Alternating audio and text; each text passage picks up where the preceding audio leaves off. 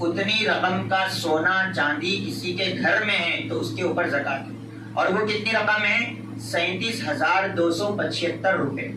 37,275 روپے اگر کسی کے بینک میں رکھے ہوئے ہیں، 37,275 روپے کا سونا چاندی کسی کے گھر میں ہے، 37,275 روپے کا سامان دکان میں ہے جو بیچنے کا ہے، تو یاد رکھو اس کے اوپر زکوٰۃ فرض ہو گئی. اب اس کو زکوٰۃ نکالنا فرض ہے.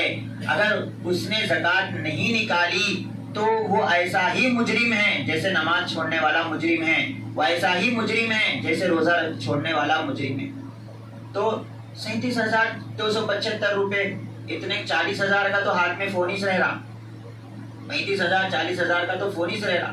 آج بچہ زکوٰۃ دینے کے جو ہے لائق ہے، لیکن لینے والے زیادہ ہو گئے، دینے والے کم ہو گئے. جبکہ گھر کی تلاشی اگر لی جائے تو ہر ایک پر زکوٰۃ فرض ہوگی.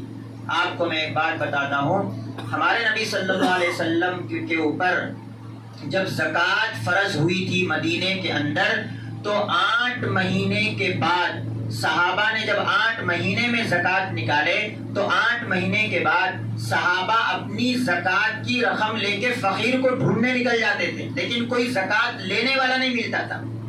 ہر کوئی زکوٰۃ دینے کا مستحق تھا لیکن لینے کا مستحق نہیں تھا.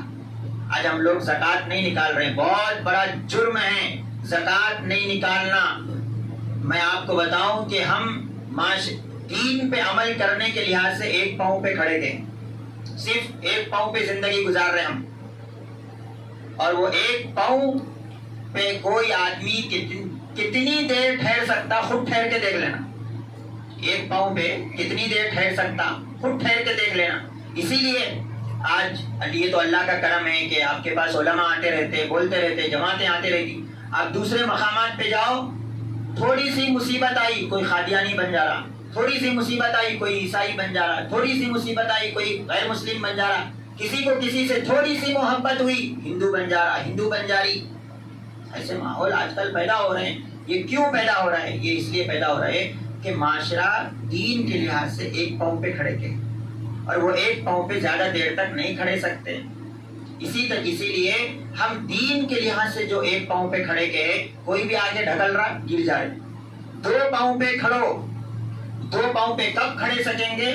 اس وقت کھڑے ہو سکیں گے جب دین پر 100% ہمارا عمل ہوگا.